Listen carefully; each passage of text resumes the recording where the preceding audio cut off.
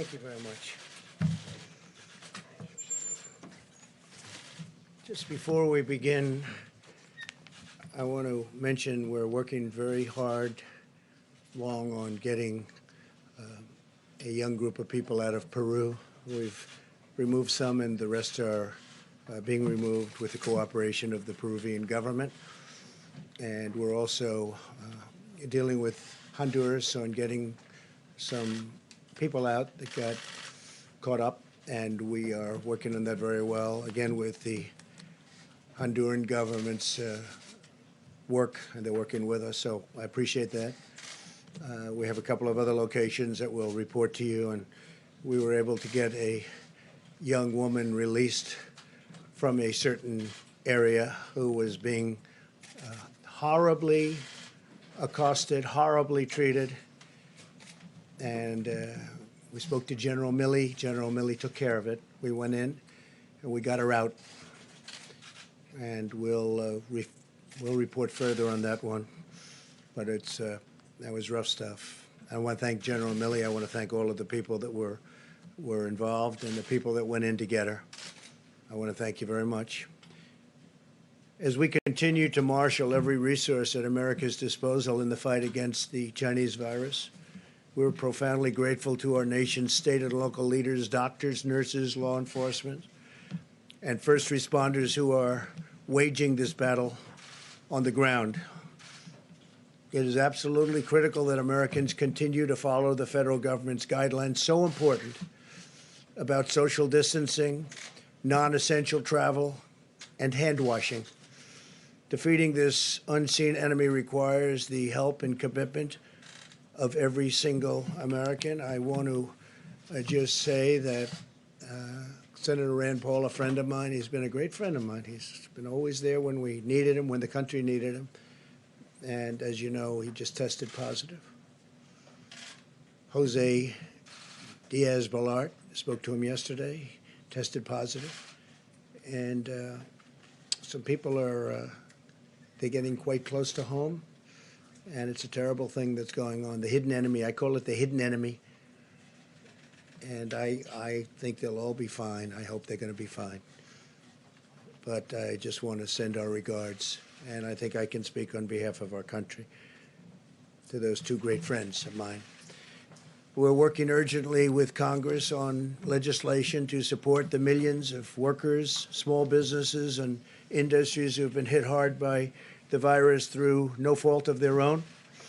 Our goal is to get relief to Americans as quickly as possible so that families can get by and small businesses can keep workers on the payroll.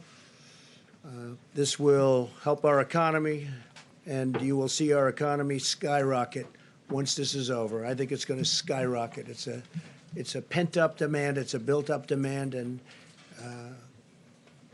I guess you really have to say who knows, but I think it's going to be a tremendous day when we win this war, and we will win the war.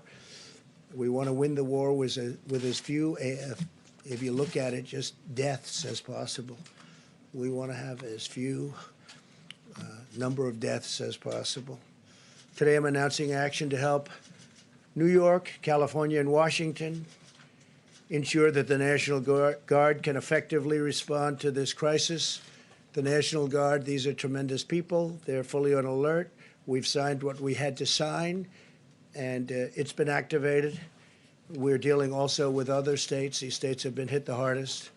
Actually, pretty much by far, you could say the hardest. Everybody can see that. Just look at the numbers. And through FEMA, the federal government will be funding 100% of the cost of deploying National Guard units to carry out approved missions to stop the virus while those governors remain in command. So the governors locally are going to be in command, and we'll be following them, and we hope they can do the job, and I think they will. I spoke with all three of the governors today and just a little while ago, and they're very happy with what we're going to be doing because we'll be announcing some other things for those three states and some other states where it's hit the hardest.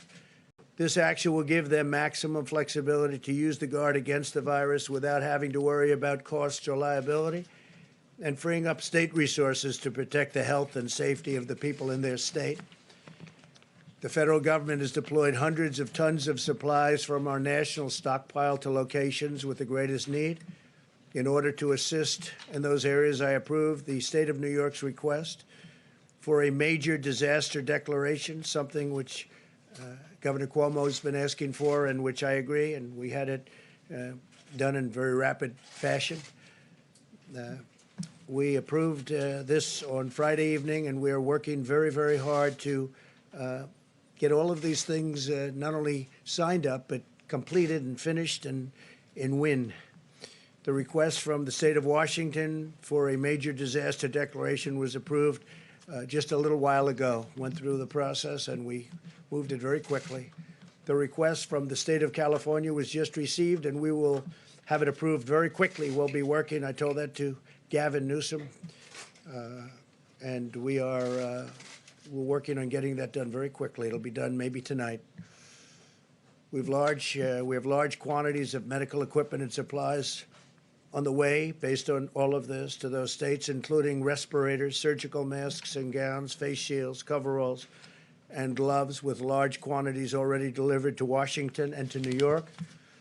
In addition to large quantities of supplies, I've also directed FEMA to supply the following: 4 large federal medical stations with 1,000 beds for New York, 8 large federal medical stations with 2,000 beds for California, and 3 large federal medical stations and 4 small federal medical stations with 1,000 beds for the state of Washington.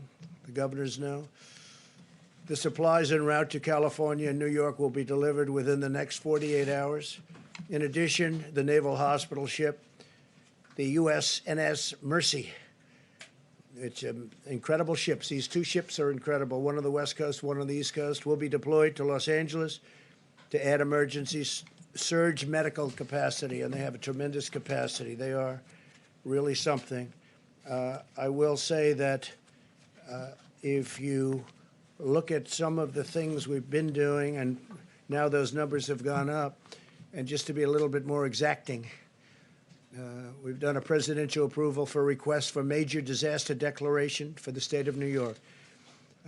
Approval of Title 32 National Guard activation for the state of New York. We're providing all of this at no cost to the governor. I spoke with Governor Cuomo. He's working hard. We're all working hard together. The relationship has really been amazing. But it also enables the governor to provide robust National Guard support to the state. And the 25%, we're going to be waiving that 25% cost. We're picking up, we'll be coordinating, and they'll be doing something with very special people. Mission assignment of the U.S. Army Corps of Engineers to provide support to build out alternate care sites. They're doing various alternate care sites, which have now been designated by New York. 4 large federal medical stations of 1,000 beds. These are very complex places, actually, with great equipment and great people. Strategic National Stockpile Order, and this is as of a number of days ago, so far delivered to New York, and this is the 19th. We had the N95 respirators, 186,416 delivered. We've delivered 444,078 surgical masks. Many have been delivered since then. Face shields, we've delivered 84,560 face shields. Surgical gowns, 68,944 to New York. Coveralls, 352. Gloves, 245,486. Also to New York, in terms of what's been delivered just since then, the numbers are quite large, and we have tremendous numbers of companies also making equipment. For the state of Washington, we've delivered 369,000 N95 respirators, 507,406 surgical masks. And this is as of about 3 days ago. face shields, 63,788 face shields. Surgical gowns, 107,850. Gloves, 240,376. And we have many, many things pending. It's actually not pending. They're being fabricated. They're being made, and they're moving. Now for Washington, so we have 4 small federal medical stations, 250 beds, and for Washington, state of Washington, we have 3 large federal medical stations, 750 beds, and then you have, as I said, the approval of the Title 32 National Guard. State of California, again, to be very precise, we're going to have the approval of the Title 32 National Guard activation.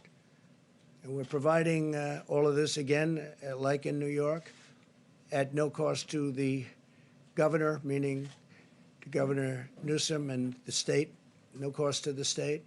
It enables the governor to provide robust National Guard support to the state. So they're going to have control of the National Guard. Federal government sending, these are incredible people that are being sent. We have 8 large federal medical stations with over 2,000 beds, and that's going to California. And then strategic national stockpile order. We've ordered likewise hundreds of thousands of different items. I won't go into the exact numbers, but the numbers are very substantial. But we're having a tremendous additional numbers sent. And whatever the states can get, they should be getting. I say we're sort of a backup for the states. And some of the states are doing really well, and some don't do as well. The ones that don't do as well need more help. But these are 3 states that really do need help because they are hit very hard. And the outpouring from the private sector has also been extraordinary. I'm pleased to report that Honeywell, great company, has just announced it will immediately expand its personal protective equipment manufacturing operations in Rhode Island to produce millions of additional N95 masks. They're very hard to get. They're actually quite complex. For the U.S. government's strategic national stockpile, they'll be immediately then delivered to the various states. This expansion is already underway, and it's going to provide a lot of jobs for that state, probably around 500. The masks will be distributed by the government for the use of the health, safety, and emergency, and this for response workers, primarily for response workers. These are very high-end. This expansion is in addition to Honeywell's action to more than double production of its existing personal protective equipment manufacturing plants. They make a lot of different things, and they're doubling and tripling their production. They're going round the clock. Today, I'm also announcing the launch of a new public-private consortium organized by the White House, the Department of Energy, and IBM to unleash the power of American supercomputing resources to fight the Chinese virus. The following leaders from private industries, academia, and government will be contributing, and they're going to be contributing a lot of different things, but primarily computing resources to help researchers discover new treatments and vaccines. They'll be working along with NIH and all of the people that are working on this. But tremendous help from IBM, Amazon, Google, Microsoft, MIT, Rensselaer Polytechnic Institute, the Department of Energy's National Labor Laboratories, the National Science Foundation, and NASA. They're all contributing to this effort, and they're fully in gear. This afternoon, I also want to update you on the steps we're taking to protect and serve our country's 18 million veterans. These are great people. Our amazing veterans have shown their eternal loyalty to our nation, and this is the time where they're in need, and we are going to show our loyalty to them. We're being very protective of our veterans. We're working on certain hospitals where we may be doing some work in Louisiana in particular and some other states, veterans hospitals. We're going to be very protective of our veterans. Some of them are of that very vulnerable age, and some of them obviously are not feeling well, and some of them are still suffering the wounds of war from many years ago. Yesterday, I signed vital legislation to ensure that the GI Bill will cover distance learning during this emergency. I also spoke with many of our veteran service organizations, or the VSOs to describe our unprecedented action. In February, the Department of Veterans Affairs established 19 emergency operation centers throughout the country. One of the things that they've been trying to get done for many years, you all know this from following me over the last number of years, but we got it done pretty quickly. They've been trying to get it done for many, many decades, was choice, veterans' choice, and also veterans' accountability. Now, if it's crowded within this, if they can't get to a doctor, we have great doctors in the VA. I have to say that. We have fantastic doctors, as good as they come. But it's hard to get to them because of what was bureaucracy, but no longer bureaucracy. We've done a lot of things, in that case, because of accountability. When people aren't doing their jobs, or if they're bad, or if they're sadistic, or if they steal, or anything bad happens, we're now allowed to fire them for, I signed that a year and a half ago. For many years, you weren't able to do that. So the VA is working, and I was just told by our great leader at the VA, Robert Wilkie, he said for the first time, we get the highest marks in the history, highest poll numbers in the history of the Veterans Administration. Came out a week ago that they're happy. And look, one of the reasons that happened, highest in history, one of the reasons that happened is because of veterans' choice. If they have to wait online, they go and see a private doctor and we pay the bill. And they get better. They don't have to wait 2 weeks and 3 weeks or 2 days, but they get better. And a lot of times they waited so long that they would have a problem and it would end up being terminal because they couldn't get the kind of treatment that they deserve. So highest poll numbers, highest approval numbers in the history of the VA. I was just given that information yesterday.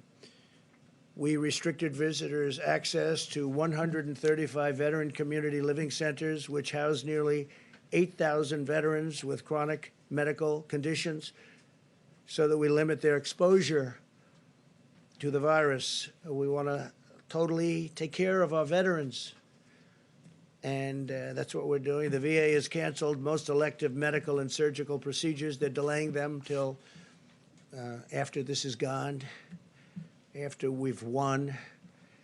We began providing life-saving care to patients who had symptoms across the 171 VA medical centers nationwide. That's a big deal. Under my administration, the VA has also been a leader in expanding telehealth. Telehealth is becoming a bigger and bigger factor in medicine. This month, we have taken bold action to cut through the red tape and make telehealth available for millions more Americans during this crisis. They can speak to a doctor from the safety of their home rather than risk becoming infected or making a tremendously long trip, when, frankly, you'll speak to a great doctor right from your home. It's happening, telehealth. We're very much at the forefront of that, too. We're very proud of it. And it also takes a big burden off our system. We continue to accelerate the development of safe and effective vaccines. We're also aggressively investigating a number of antiviral therapies and treatments to determine their potential in reducing the severity and duration of the symptoms. And you know how I feel, because how I feel is on Tuesday, they're going to be starting it on Tuesday morning. And we're going to have some medications delivered that we're going to see if they work. They certainly are effective in other ways, and they are safe from the standpoint is that they're not killing people. We're not going to have that. So a lot of great things have been happening in that regard. I just want to finish, and then we're going to ask a couple of people to say a few words that have been so much in the forefront of this incredible job that we've all been given. But I want to say that I know that this is a challenging time for all Americans. We're enduring a great national trial, and we will prove that we can meet the moment. I want to assure the American people that we're doing everything we can each day to confront and ultimately defeat this horrible, invisible enemy. We're at war. In a true sense, we're at war, and we're fighting an invisible enemy. Think of that.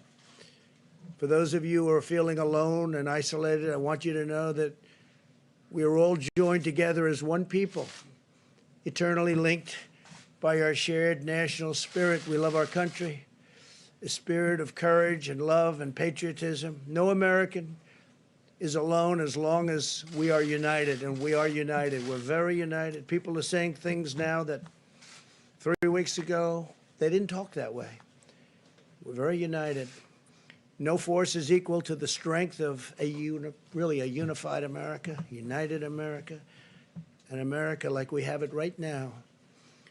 For those worried and afraid, please know as long as I am your president, you can feel confident that you have a leader who will always fight for you, and I will not stop until we win. This will be a great victory. This is going to be a victory. And it's going to be a victory that, in my opinion, will happen much sooner than originally expected. It's now attacking, the enemy is attacking 144 countries at this moment. 144, that's unthinkable. There's never been anything like this. And it's vicious. It is vicious. Some people recover well, and some people have a hard time. We all know that. But we will be totally victorious. We will then get our economy up to a level that it was, and in my opinion, beyond, because that will be a pent-up demand. There is a pent-up demand, and a lot of great things will happen. But I'm very proud of our country. I'm very proud. I'm very proud to be your president, and it's just something that's just, you're very special people. So thank you very, very much. And I'm going to ask, if I might, a combination of Pete. Why don't you start off? Okay, please. Thank you, Mr. President. Thank you. Just a little bit about what we're doing in Washington, California, and New York. We understand that the states of Washington, New York, and California are the areas seeing a steady increase in COVID-19 virus cases. In order to assist with additional needs identified in those areas, the state of New York was approved for a major disaster and declaration this morning. Washington State was also approved earlier today. California submitted their request, and the President will consider it immediately. We have medical supplies en route to these states, including respirators, surgical masks, gowns, face shield, coveralls, gloves, with quantities already delivered to both Washington, New York, and California. And we anticipate additional supplies to be delivered within the next 42 hours to all these states. Under President Trump's unprecedented national emergency declaration on March 13, FEMA is assisting state, local, tribal, and territorial governments, including reimbursing eligible emergency protective measures taken at the direction or guidance of public health officials in response to this emergency. All 50 states, the District of Columbia, 5 territories, and 2 tribes are working directly with FEMA under the nationwide emergency declaration for COVID-19. With the assistance of the FEMA regional administrators who are throughout the country, we are working to address the needs of state and local officials everywhere. States, tribal, and territorial governments do not need to request separate emergency declarations to receive FEMA assistance under this nationwide declaration. The emergency declaration does not authorize direct financial assistance available to individuals such as disaster unemployment assistance or other needs assistance at this time. Just a note on the USNS Mercy. Based on analysis of potential needs for hospital beds on the West Coast, the decision was made that the USNS hospital ship Mercy would have the greatest impact in California. The Department of Defense has been given direction to dispatch it to Los Angeles immediately. DoD has advised that the Mercy can get into position within a week or less of today's order. Even though there are more cases right now in Washington, the projected needs for beds in California is 5 times more that of Washington. The Mercy will be used to take pressure off local hospitals, other medical needs, and not for treating COVID-19 cases. And finally, a little bit about the National Guard. The federal government continues to take aggressive action and proactive steps to address the COVID-19 threat as we attack the health and safety, or protect the health and safety of the American people. It remains our top priority. The National Guard is especially posted and equipped to assist federal, state, local agencies while serving the public. In response to this unprecedented nationwide operation, President Trump has approved Washington, California, and New York National Guard units under Title 32 status for the COVID-19 response. The President's action provide the nation's governors continued command of their National Guard forces, enabling states to use additional resources to meet the missions necessary in the COVID-19 response. The National Guard is a viable and responsive avenue to provide a much-needed asset that is state-managed and federally supported. And I want to be clear, this Title 32 activation does not federalize National Guard members. The National Guard is still under the authority of each governor. They will work in concert with the Department of Defense. And we've had a lot of disinformation circling, and I want to make sure it is understood that this is not martial law. The Department of Defense, by way of a mission assignment, will lead this task. And then finally, we continue to respond to hundreds of requests from governors across the country in filling all their critical needs. Thank you, sir. Thank you, Pete, very much. Peter Navarro? Thank you, sir. Thank you, Mr. President. Good evening. What I want to talk briefly about is the Defense Production Act. And to give you the overview here, using the full power of private enterprise and the full force of the federal government, my job at the White House is to make sure tactically, working with FEMA and HHS, the American people, particularly our healthcare professionals, get the gloves, the masks, and all of the personal protective equipment they need. And I can tell you, sir, that since you signed the Defense Production Act, my job's gotten easier. And let me explain why.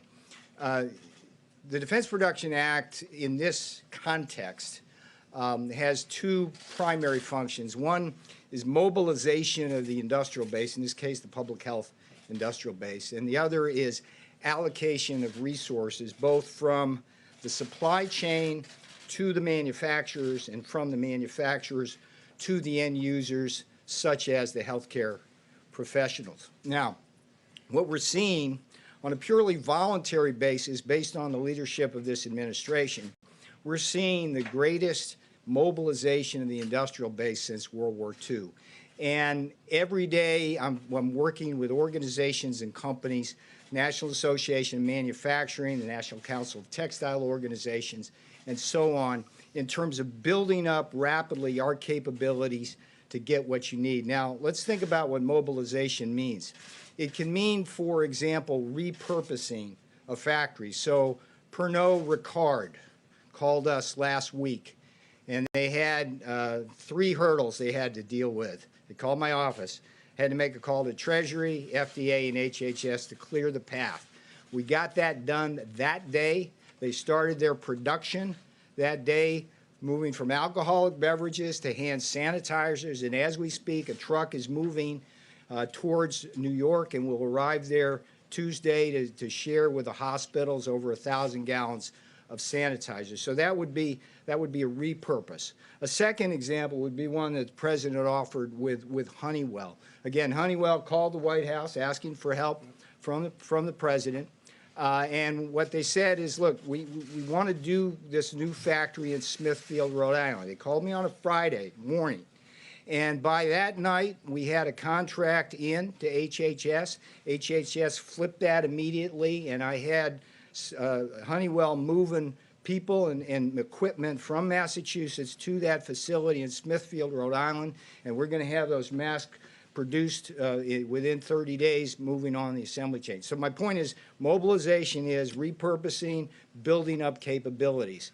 And the other portion is, of course, the allocation of resources. Now, what I can tell you so far is that the Defense Production Act, sir, has given me quiet leverage. When you have a strong leader, you can take a light hand initially. And so what we've seen with this outpouring of volunteers from private enterprise, we're getting what we need without putting the heavy hand of government down. There will be possibly cases down the road, and the manufacturers have actually asked me and alerted me to this, where some places in the supply chain, they may have problems that the White House will have to break through using the Defense Production Act. We won't hesitate to do that. The last thing I'll tell you is that I also get a lot of calls that are very disquieting. Brokers are offering millions of items, whether they're goggles, masks, or whatever, and you go through 3 different brokers, trace into a warehouse in LA that's allegedly got 10 million masks, and they want to charge you 7 times what they cost. That's price gouging. We are a message to the hoarders: if you got any large quantities of material that this country needs right now, get them to market or get them to us. We'll pay you a fair price. But if you don't do that, we're going to come for you and make sure that doesn't happen in this country, and that would be a good use of the Defense Production Act. So I salute you, sir. You've made my job easier, and I appreciate that. Thank you, Peter, very much. Great job. Mike, please. Thank you, Mr. President. The task force met this afternoon, as we do every day. And let me begin today by simply saying thank you to the American people. And thank you for the way that people across this country, 7 days into 15 days to slow the spread. The people in communities large and small across America are responding, are cooperating, are communicating, not just on behalf of their own health and the health of their family, but more importantly, on behalf of the most vulnerable among us. So on behalf of your president and our entire task force, just thank you to the American people. I also want to express our appreciation to the governors across the country. The President today just announced action in New York, California, and Washington State as the latest demonstration that this administration will do whatever it takes to support the leadership at the state and local level as the American people confront the spread of the coronavirus. The legislative efforts that are underway, being negotiated on Capitol Hill as we speak, the bipartisan spirit that's taking place there, that's reflected in all of our interactions with state leaders around the country, is a great credit to the nation. But it should be a great encouragement to the American people that your government at the federal level, at the state level, working with courageous healthcare providers all across America, are coming together to meet this moment. And that is the way our system works. It's extremely important that the American people recognize that one of the things that makes America different is that we have a system of federalism, and that by putting FEMA in the lead, the President has emphasized that our response to the coronavirus is, in the anthem of FEMA, it is locally executed, state managed, and federally supported. We want the people on the ground, the decision makers, to have what they need. We want states to be able to manage the unique circumstances in their states. And whether it be the legislation moving through the Congress or the efforts the President announced today, major disaster declarations, Title 32 on the National Guard, resources flowing, hospital beds flowing, we're going to continue to make sure that our states have what they need to meet this moment. Our task force continues to focus on the priorities the President's given us. They are testing, mitigation, and supplies. And on the subject of testing, as is evident to people across the country, testing is more and more available every single day. We'll be detailing tomorrow from this podium the progress that we are making on tests. At this day's reporting, 254,000 Americans have been tested and received results in coronavirus tests, with slightly more than 30,000 actually testing positive. There's a bit of an encouraging word in that for every American. Remember, everyone that's being tested now, with the exception of our healthcare workers, are people that have symptoms that make them think they may have the coronavirus. And as our numbers come in consistently, because the 254,000 does not include all the local hospitals or all the local labs in our states, it's working out to be about 1 in 10 Americans who've been tested who thought they had coronavirus actually had it. 9 out of 10 did not. But we'll continue to roll out the testing to provide that resource to the American people. And we're working to make testing happen faster. We expect from word from the commercial labs that we should be caught up on the backlog in testing by the middle of the week. And we are urging today, on the President's behalf, that all labs would prioritize inpatient testing. Let me say again, to all of the commercial labs in the country, you will receive guidance from HHS tomorrow. But on behalf of the President and the White House Coronavirus Task Force, we are urging all commercial labs to prioritize inpatient testing. We want people that have been checked into a hospital that are being treated for what they suspect to be coronavirus to receive those tests more quickly. Also, I'm pleased to report that yesterday the FDA approved an emergency authorization on a new test that should be in production by the end of March. It actually would be a coronavirus test, the results of which come back in 45 minutes. And we're also working, the FDA is working with manufacturers around the country to come up with even faster, more innovative tests. And as we told our governors in several calls this week, governors and state health officials should simply contact FEMA for the latest information on testing solutions. Let me also say, tomorrow when we gather at this podium, we'll be unveiling, with Dr. Bob Redfield in the lead, new guidance for people that work in law enforcement, first responders, people that work in what we call critical infrastructure in the country. It was in early March the CDC issued guidance for people that were asymptomatic or did not have symptoms, but who had been exposed to someone with coronavirus. We gave them guidance about being able to return to work wearing a mask for 14 days. And tomorrow at this podium, CDC will unveil, in cooperation with the Department of Homeland Security, new guidance which will make it possible for people that have been exposed to return to work more quickly by wearing a mask for a certain period of time. Let me also amplify a point on behalf of the President and on behalf of the State Department about Americans abroad.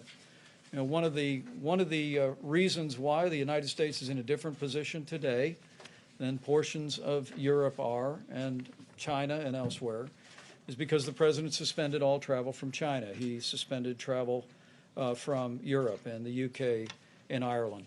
But the State Department is working around the clock to assist Americans who may find themselves overseas. They're able to come home. There's no barrier to Americans coming back to American soil. They're screened when they come home through a series of airports.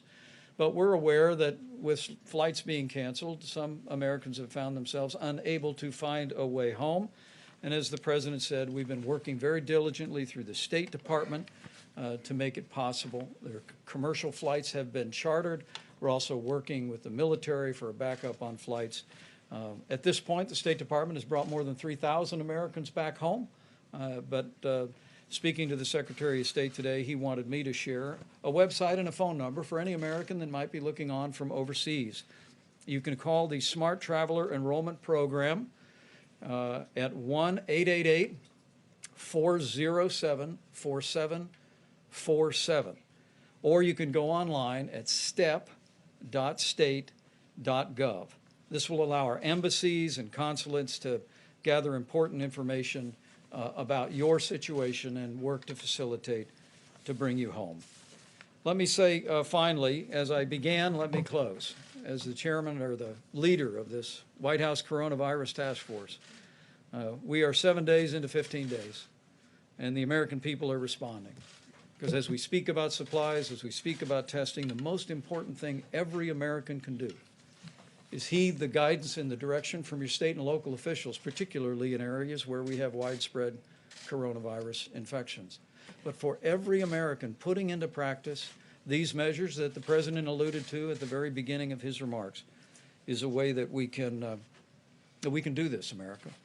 That we can lessen the magnitude of the coronavirus in our country with the cooperation, compassion, generosity, and prayers of the American people.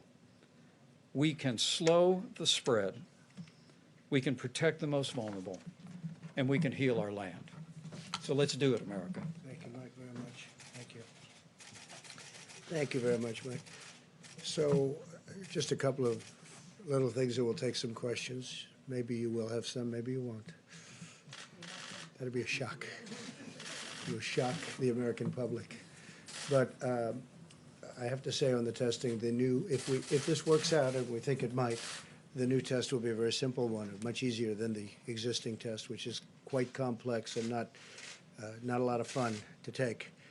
And this will be a game changer. But remember, we inherited a broken, obsolete system. It was good for a small number of people, but not good for the millions of people that we're talking about. And we've made this into a system that no matter where you go in the world, that's where they're going. That's what they want to do. That's how they're going to be doing it should something like this happen again. So our people have done a fantastic job, really a fantastic job. And I hope the new test works out. We'll know fairly soon, I think, Doctor. We're going to be knowing about that fairly soon. Hopefully it'll check out or test out. And we certainly are looking forward to that. That will be a very simple test by comparison. Won't be unpleasant at all. And one other thing, the ships. So we have the Mercy, and it's going to California, as you know. That's on the West Coast now. And you have a sister ship that's essentially a twin. They're incredible. I mean, they're incredible ships. I've seen it. I've seen one of them, and they are unbelievable what they can do and the capacity. Many operating rooms, they're wartime ships. They're meant for war. Many, many operating rooms, stainless steel. These rooms are as good as there is anywhere in the nation, actually. I spoke with Governor Cuomo. We had a great conversation today, a number of conversations, actually. He's working very hard. And we are going to be bringing that ship that's called the Comfort. So you have the Mercy and the Comfort. The Comfort's on the East Coast.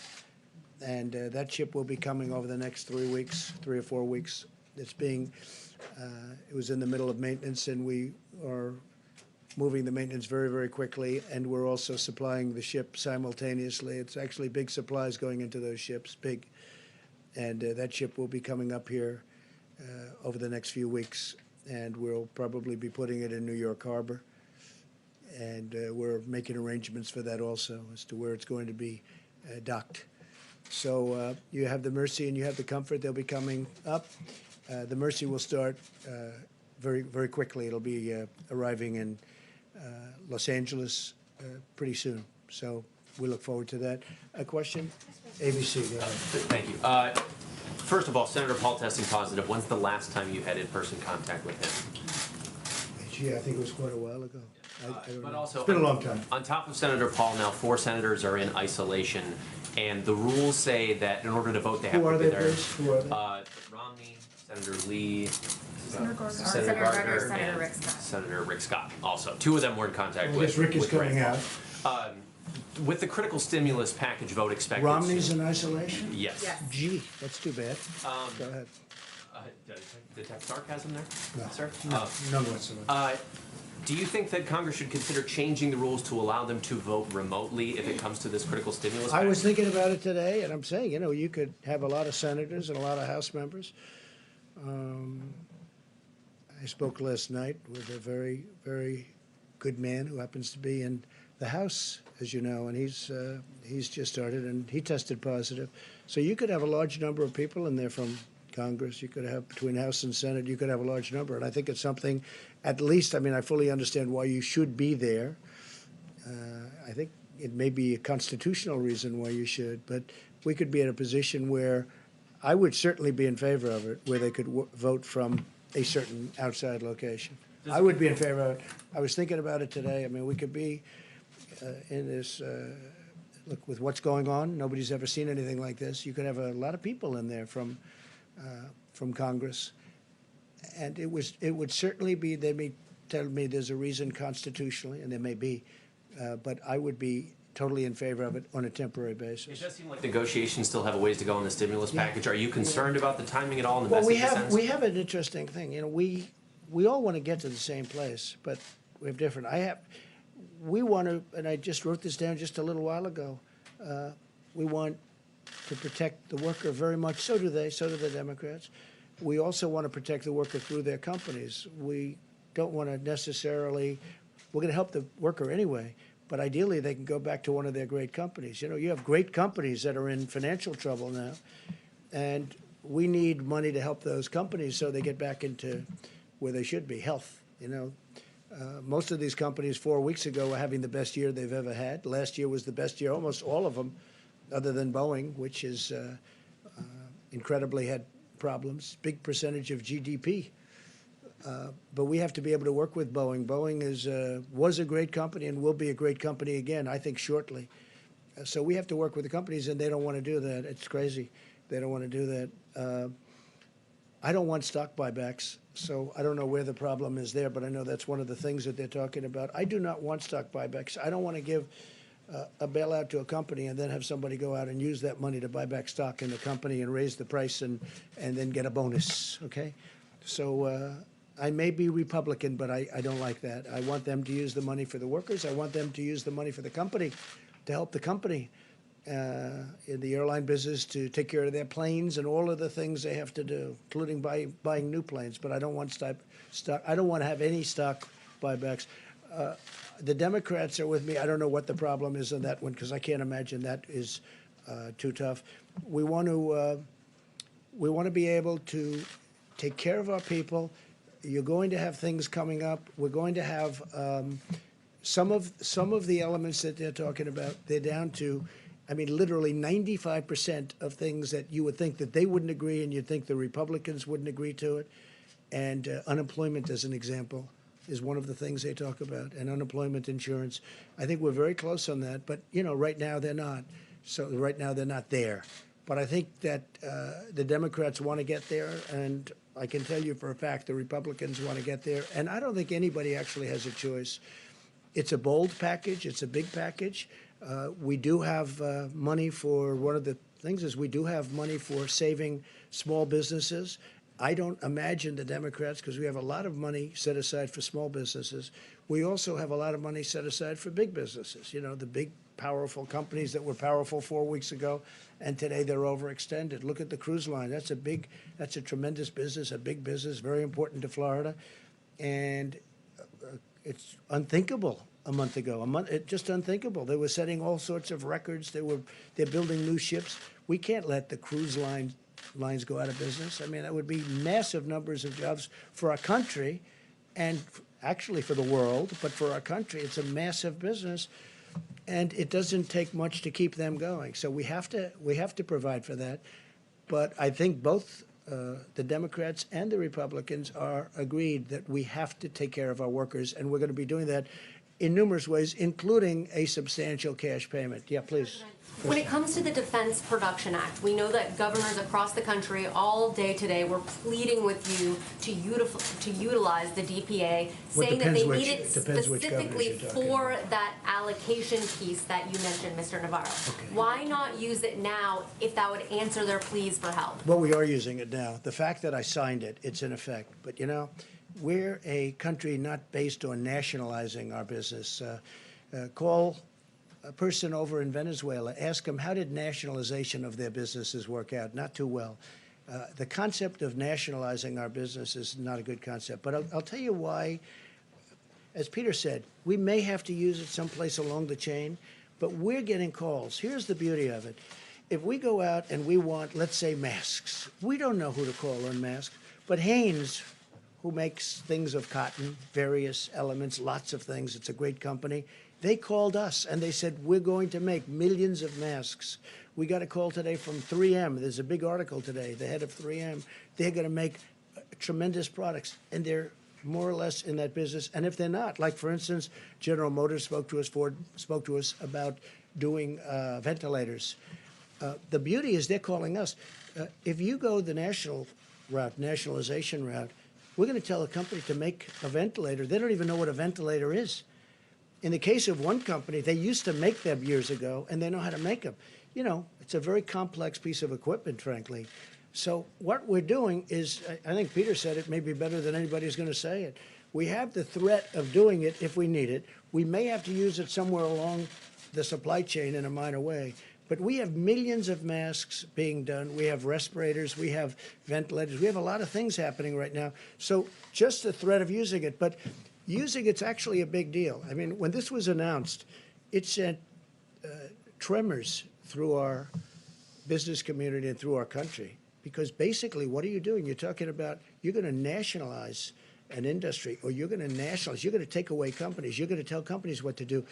The truth is, most people, nobody would know where to start. There are companies out there that you wouldn't think of that have called us that say, we can do ventilators. We used to do them years ago, and they can do them in large quantities. If I call companies and say, you build ventilators, they don't even know what a ventilator is. So it's really working out very well. One of the reasons I read the numbers to you is because we've given vast numbers of just about everything. We've taken it out of our supply, and we're restocking our supply. But we're really backing up the governors. The governors have to go out, do their things, and you have a lot of governors, they've done a fantastic job. You have some that haven't. Usually it's the ones that complain that have the problems. But we've had a great relationship, as an example, with Governor Cuomo, with Governor Newsom. We've had a great relationship with the state of Washington. Those are three hotbeds. Those are three hotbeds. Now, we're also dealing with other states. As the Admiral said yesterday, we're dealing with all of the states, actually, in one form or another. Some are very affected in a very minor way, where you have 2 people or 3 people. And I don't even mean deaths. I mean literally cases. And that's different than New York, where you have, you know, tremendous, where everybody, I lived there for a long time, everybody's extremely close, tight. And you have a lot of cases in New York. You have a lot of cases in New York. And we're helping Governor Cuomo. We're helping Governor Newsom. They've been, frankly, they've been total gentlemen. They want to get it done, and we want to get it done. But doing it the way we're doing it is much better. It's really much better. But in terms of, I'm asking about the supply chain. It's about allocation, not about manufacturing. So the companies, it's not about nationalizing the companies, it's about the allocation. We coordinate with the states, and we are coordinated with the states. And for the most part, the coordination's been very good. Look, 3 days ago, I had a phone call with all the governors. I actually allowed the press to stay. They weren't supposed to stay. And one person in the media said, that was surprising. It's actually a little risky doing that, because we had Democrats and we had Republicans. And, you know, they're politicians, and they always have something to say. Well, I took a lot of calls, and we really didn't get one nasty or bad response. They were thanking us for the job we did. And I had the press standing. I don't know if you were there. I don't think so. I had the press standing there watching. They weren't supposed to be there, but I said, let them stand there. The governors were very complimentary, very, very complimentary. And I watched over the last few days Governor Cuomo. I watched Gavin Newsom in California. I watched both of them, and they've been, you know, very complimentary. And those are really the hotbeds. And so we want to keep that going. I'm very proud of this country, and I'm frankly very proud of a lot of the politicians that normally we're fighting with. We have different views on things, you know, a little different view. But we're going to get to the same place. We have different views, but we're going to get to the same place. Yeah, please. Yes, I wanted to ask if you're considering an executive order to free elderly, nonviolent criminals from federal prisons. We have been asked about that, and we're going to take a look at it. It's a bit of a problem. But when we talk about totally nonviolent, we're talking about using totally nonviolent prisoners. We are actually looking at that, yes. And a quick I wanted to ask also, your administration eliminated a key position in China in July, a medical epidemiologist embedded in China's disease control agency, and it was just months before the first cases were spotted in Wuhan. So the question is basically why the post was eliminated. And well, I could ask anybody. Would you like to take that one, Bob? But you know, this is just like all of the other stuff that not you, but that the press was asking. All of which turned out to be, we actually gave CDC more money, not less money. They said we defunded. It turned out it was more money. Every one of those things that were said were 100% wrong. And this sounds like another one of them, but anyway, go ahead. Yeah, as you know, CDC has offices all around the world right now to do our function to detect and prevent and respond to outbreaks where they occur. The China office is actually being augmented as we speak, and we've been embedded there for over 30 years. There's a reason they call it the Chinese CDC, because we've had that productive partnership. Mr. President. And I wish, again, our relationship with China is a very good relationship. I wish they told us 3 months sooner that this was a problem. We didn't know about it. They knew about it, and they should have told us. We could have saved a lot of lives throughout the world. If you look at what's happening in Italy and Spain and a lot of other countries, we could have saved a lot of lives throughout the world. Kelly? Mr. President, given the diagnosis for Senator Paul and people being self-quarantined, what concerns do you have about the direct threat to the function of the Senate, the ability to get this important package that people are waiting for passed? And should Americans be expecting you to extend the 15 days, given the climate of how this is spreading at this point? Well, I hope we won't have to. It's possible, but we'll have to see how that works. As far as the Senate is concerned, we are looking at some, some of the folks are feeling very good. Some are quarantined, but they're negative. It may be totally fine, okay? Others are positive. We're just finding this now for the first time. I mean, over the last 2 days, we found that. Do you see it as a threat to the aid package that Americans are waiting for? No, I don't see any threats at all. Honestly, I don't see any threats at all. It'll all work out. It is a question, and a very good question, I thought, that we are considering. Now, I don't know if you can do it constitutionally, but we are considering letting people vote, senators, congressmen and women, vote from a separate location, from a outside, namely a hospital or a home, depending on where they are. So we are looking at that. It's a little trickier question, most people would believe, but we are looking at that very strongly. Mr. President, speaking of this, I think Kelly was kind of alluding to it. While we've been up here, they weren't able to get the 60 votes to move the package for the cloture vote. I'm just curious, just your reaction to that, sir. And then, what is Mitch McConnell telling you and Secretary Mnuchin? Well, we're dealing with them all the time, and we're dealing with Mitch. We're dealing with the other side. Everybody wants to get there. We'll see what happens. I think you'll get there. It's to me, it's not very complicated. We have to help the worker. We have to save the companies, because as soon as we're finished with this war, it's not a battle, it's a war. As soon as we're finished with this war, our country is going to bounce back like you've never seen before. But we have to get it to that position, and we have to make sure that those companies are whole, that they haven't been disbanded. Because if you do that, it's going to take much longer. So in a way, it's being penny wise if you don't. But we want to help the worker. We want to help the companies that the workers come from. Because if those companies go out of business, and that includes small businesses, we have a tremendous amount of small business work in there, you know that. Once they go out and they don't come back, that's a much longer period of building. You mentioned off the top, sir, I apologize. There was a woman that was an American that was she being tortured? What was going on there, sir? Bad things were happening to her in a certain country, and we're really under the feeling that we should keep it somewhat private until she's already been freed. And I have to tell you, General Milley and his people were unbelievable. They were not playing games. General Milley does not play games. He's a very interesting guy. They got her out. They got her out of a certain country where she was seriously abused, accosted, and whatever the maximum word is, other than death, that happened. But we got her out, and she's okay, and she's back with her parents. Can I ask you one last question, sir? And something I've just been curious about. Previous crises like the tsunami, Katrina, past presidents, they've called their predecessors and said, hey, I need you to step in, do something like that. Do you have any interest in reaching out to Presidents Bush, Obama, Clinton, Carter, or talking to them? I'm just curious if that's something you would consider or not. Look, I have the best people in the world. I think we're doing an extraordinary job. If you look in, let's say, the H1N1, you look at that was a disaster. That was a tough period of time for our country. You look at so many other things that weren't handled very well, whether it's Katrina or something else.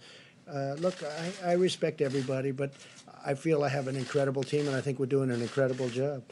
When you look at the job we're doing, and all you have to do is look at the approval numbers on the job we're doing, I think we're doing an incredible job.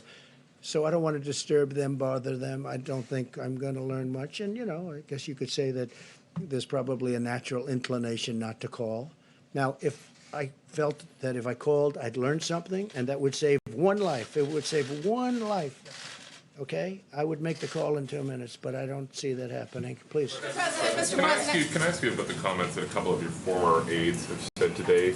Gary Cohn said, is it time to start discussing the need for a date when the economy can turn back on? Whereas Steve Bannon is saying, drop the hammer today on the virus. We're going to have to take the pain up front.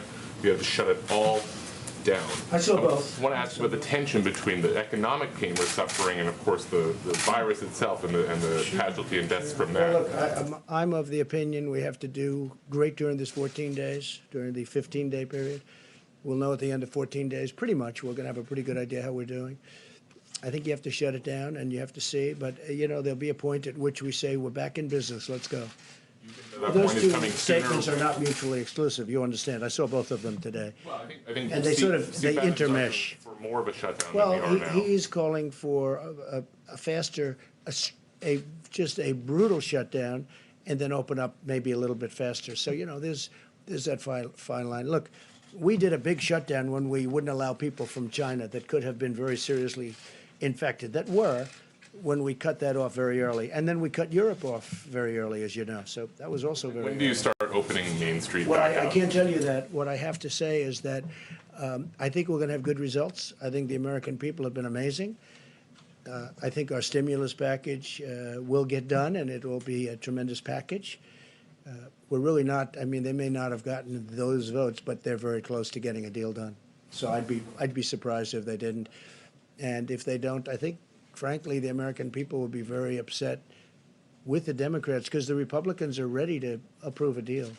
So the only reason a deal couldn't get done is pure politics. Yes, please. Mr. President, despite your differences with New York City Mayor Bill de Blasio, he says that the city is going to run out of basic hospital supplies by April. How do you prevent New York City from becoming the next Italy? Well, he should have, you know, the hospital systems in various places. Some have been stocked and ready to go for nothing for this, nothing. This is beyond anything that anybody ever thought possible. I think you could really say this. Nobody can really doctor. Nobody can really say, oh, gee, this will happen. This is a very unique, and hopefully it will be unique for, you know, many, many centuries, you know, for a long time. Hopefully we don't see this again. But again, the systems are supposed to be ready, willing, and able. They're supposed to be ready to go. We are helping them a lot, and I have great love for New York City, and I have great love for New York State, and we're going to help them a lot. I mean, I was just saying, we're sending our ships up there. We're sending more than just this ship. We may be using, if we need, we'll be using some of the cruise ships that you've been reading about. We'll be using them also because they're very immediate and very quick. They can be there very quickly. We have good docking systems in the places that we're talking about. So we may be using some of the cruise liners that we're talking about. But no, I mean, I think Bill de Blasio is working very hard. I think he's trying very hard. It's a tough situation for him and every mayor because nobody's ever seen the scale. You know, when you hear you've given millions of masks and you've given hundreds of thousands of masks in a certain short period of time, and then you hear they need many, many more. You know, one of the things they have started with respect to masks is the sterilization process. Some are really, it works very well. Others aren't really set up that way. You throw them out. But we have a sterilization process that's working very hard. Speaking of that, hand sanitizers, you know, when you asked the question on the companies and what's going on, we have many companies now, companies that made whiskey, that made alcohol. They've now gone very quickly into the hand sanitizers and all of, you know, you've been reading about 3 or 4 big companies. We're doing incredibly well on that. There was no way if you took the existing companies that something like that could happen. But it happens almost, they'll call Peter Navarro or they'll call somebody. In one case, they called me. They said, we can do this, we can do that. We've had a lot of those calls where companies want to, there's a company in New Hampshire, a great company, they want to make ventilators. I'd never thought of them for ventilators, but they do make metal equipment and things out of metal. They'll be great. They'll make a great product. So, Peter, I think you're seeing a lot of that, right? Yes, sir. Yes, please. Mr. President. The bill that is being contemplated by the Senate right now has a fund that has hundreds of billions of dollars for the Treasury Department to use to bail out states and localities as well as specific industries such as cruises and hotels. Will you commit publicly that none of that taxpayer money will go towards your own personal Well, you know, every properties? time I do it, like for instance, I committed publicly that I wouldn't take the $450,000 salary. It's a lot of money, whether you're rich or not. It's a lot of money. And I did it. Nobody cared. Nobody said thank you. Nobody said thank you very much. Now, I didn't commit legally. I just said, I don't want it. I don't want my salary. I work for zero. I don't want my salary. Nobody said, oh, thank you very much. But I guarantee you, if I ever took it, you would go out after me, you in particular, would go out after me like crazy. So I have no idea what they're talking about with regard to the one element. Everything's changing, just so you understand. It's all changing. But I have no idea. But every time I commit to do something, I committed to do many. Look, I ran, and everybody knew I was a rich person. I built a great company, and people knew that. But I agreed to do things I didn't have to. I still don't have to. But my company, I told the kids who are running it, I'm not running it, but I told them, don't deal with foreign companies, don't deal. I didn't have to do that. I could have just ran, and I didn't have to do that at all. And instead of being thanked for, again, not agreeing to do it, but just for not doing it, I get excoriated all the time. So I've learned, let's just see what happens, because we have to save some of these great companies. They can be great companies literally in a matter of weeks. We have to save them. Yeah, please. Thank you, Mr. President. Can I go back to your announcement at the top about the National Guard and then also the medical structures that are going to be built? Okay, so you had said that there would be 8 large medical structures that will be built in California with more than 2,000 beds. And then I think I heard you say there would be 4 small medical structures in the state of Washington with 250 beds. And could you say what cities and areas those are going to be in specifically?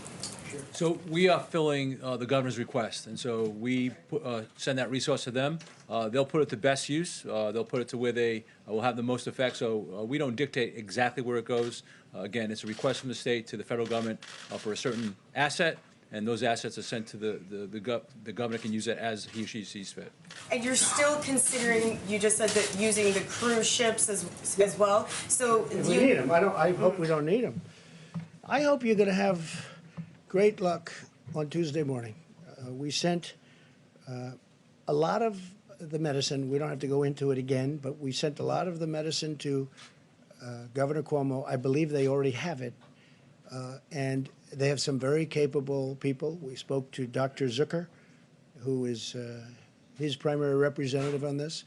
And we spoke to the governor himself. And I think he's excited about it like I'm excited about it. Now, will it work? I think it has a really good chance. I think it's worthwhile. Why should we be testing it in a test tube for a year and a half when we have thousands of people that are very sick? They're very, very sick.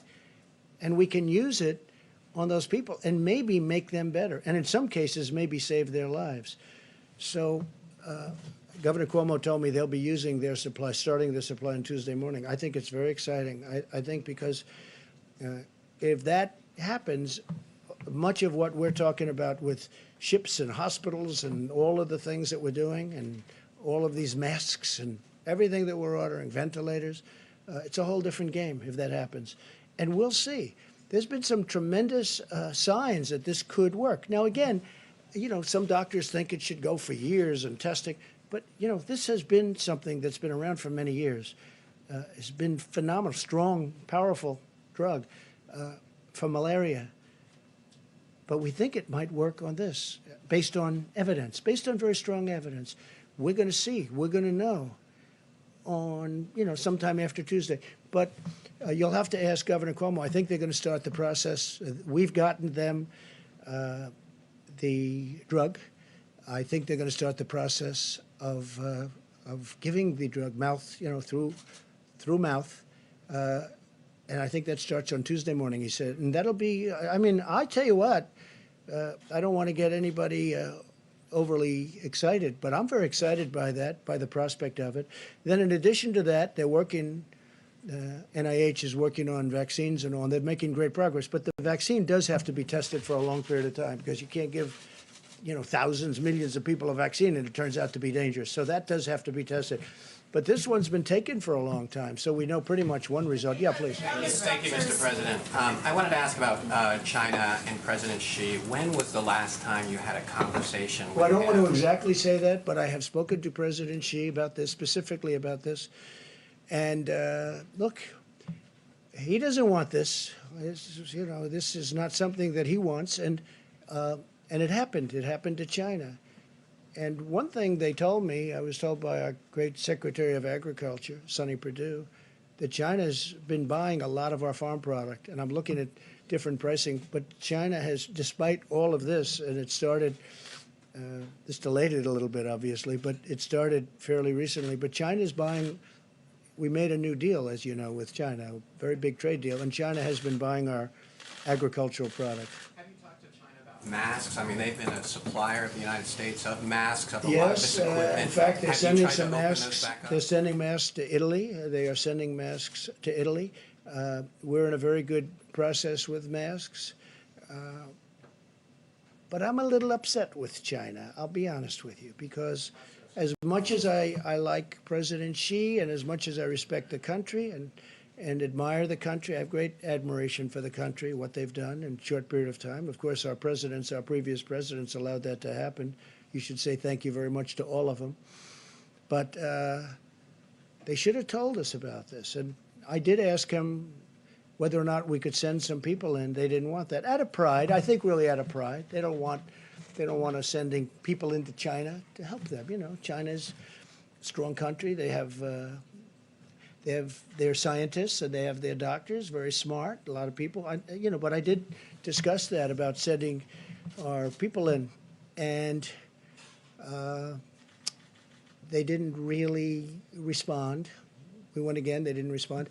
If they went in, they would have been able to give us a much earlier indication. But we had an early indication. That's why I closed out China. I mean, I felt it was my instinct, but that's why I closed out China at a very early time. Please. Mr. President, are undocumented persons welcome at testing sites, and can they show up and be tested without fear of being reported to immigration officials for possible deportation? It's really a fair question. I think I'll let.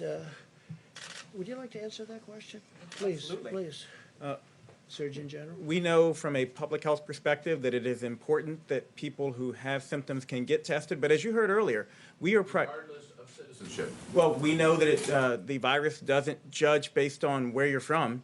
And so it's important that we try to get people tested who have symptoms. But the important thing that we really want people to hear is that inpatients need to be tested.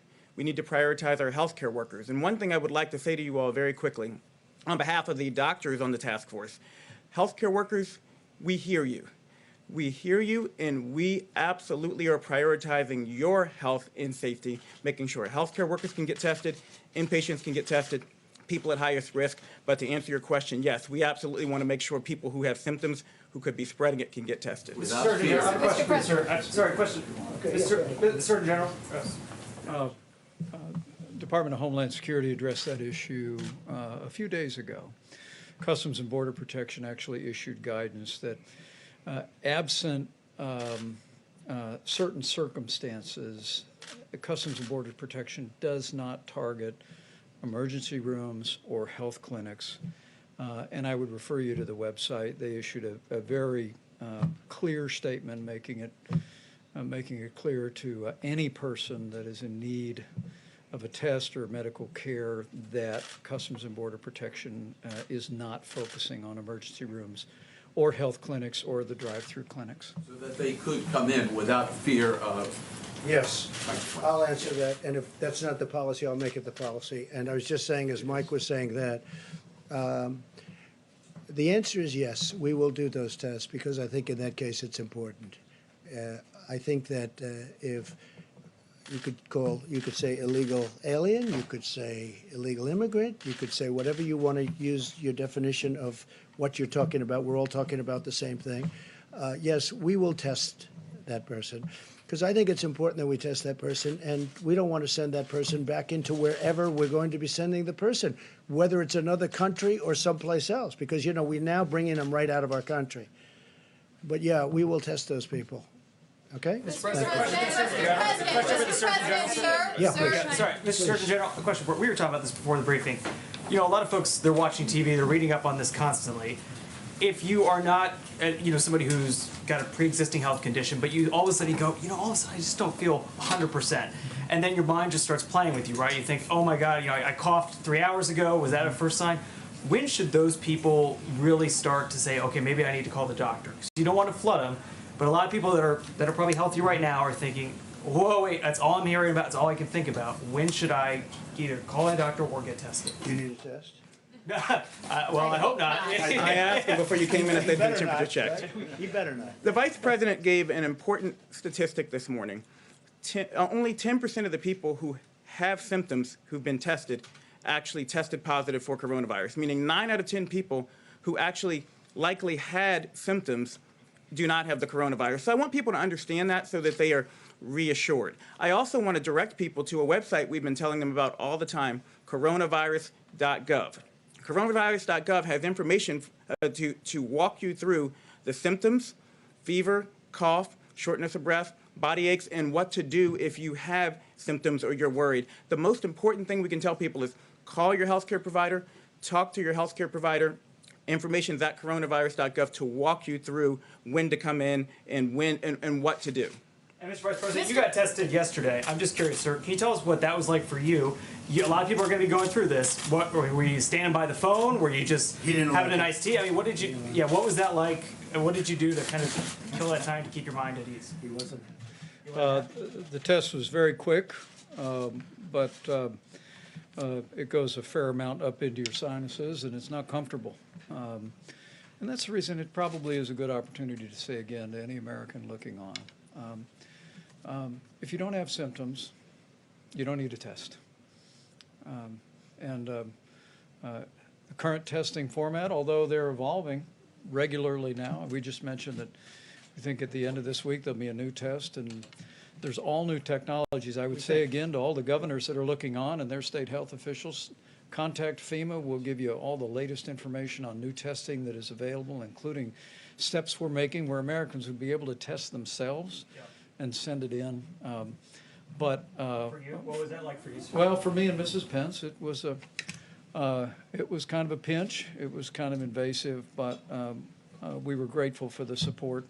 Walter Reed Hospital processed the test very quickly. They had a lab at the hospital to be able to do that, and gave us the results quickly. But it also informed me. We were wondering during that time as a family. And it's one of the reasons the President's made it such a priority that we brought all these commercial labs together. And now more than 250,000 tests have been done. We believe we'll be caught up, if you will, by the middle of this week on a backlog of tests.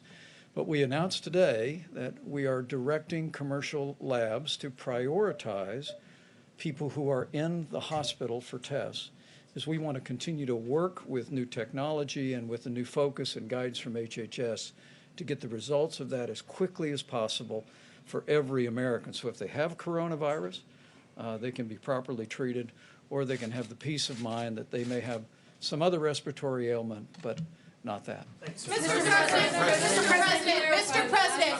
President. And you know, anybody that knows Karen Pence knows this, because the Vice President told me. He said she actually handled it better than him. Right? That's true, right? I didn't handle it so well either. Don't worry about it. President, Speaker Yes, Pelosi earlier today said that the House may introduce its own bill. Are you willing to work with the Speaker on a House bill? And given what happened in the Senate just a short time ago, what are you willing to do to get this bill over the finish line, given the urgency? Secondly, did you send a letter to North Korea's Kim Jong-un seeking cooperation with the coronavirus? And if so, what type of... With numerous countries. If they need help, we'll give them help. There's nobody has what we have, especially with the new tests that are coming out. North Korea, Iran, by the way, and others. We are open for helping other countries. And there's a very serious time, and North Korea is going through something. Iran is going through something very, very strong. Iran is really going through a very difficult period with respect to this, as you know.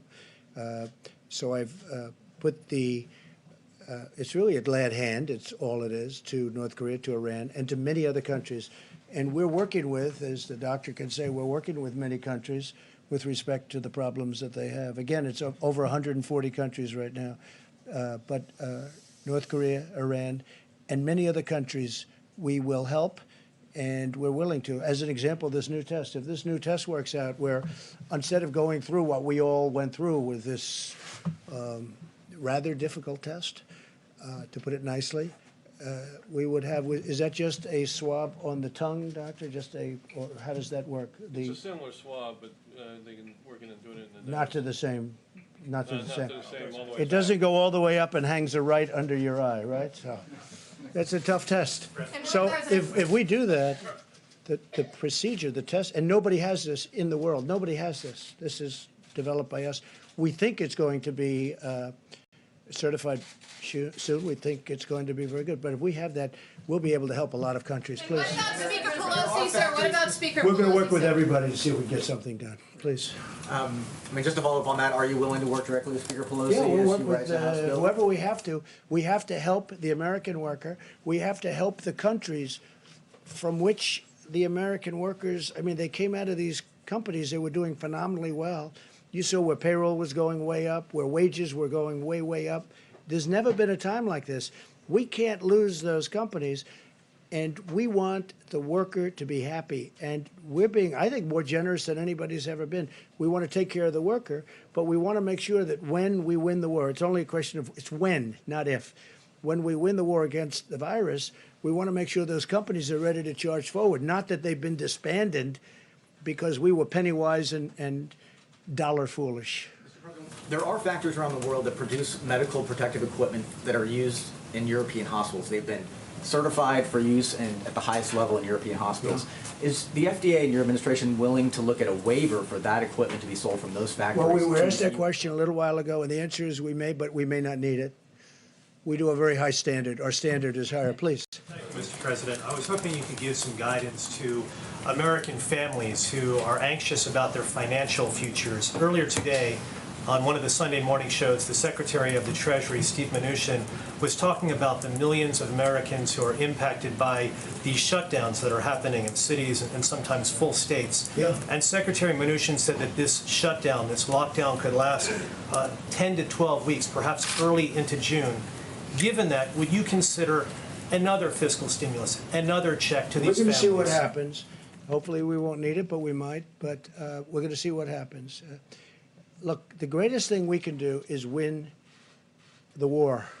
The war is against the virus. That's the war. We do that, everything, I really believe everything's going to fall into place. It's going to be beautiful. I call it a pent-up demand. People are dying to go out to a restaurant. People are dying to go onto airplanes. I think there's a tremendous pent-up demand.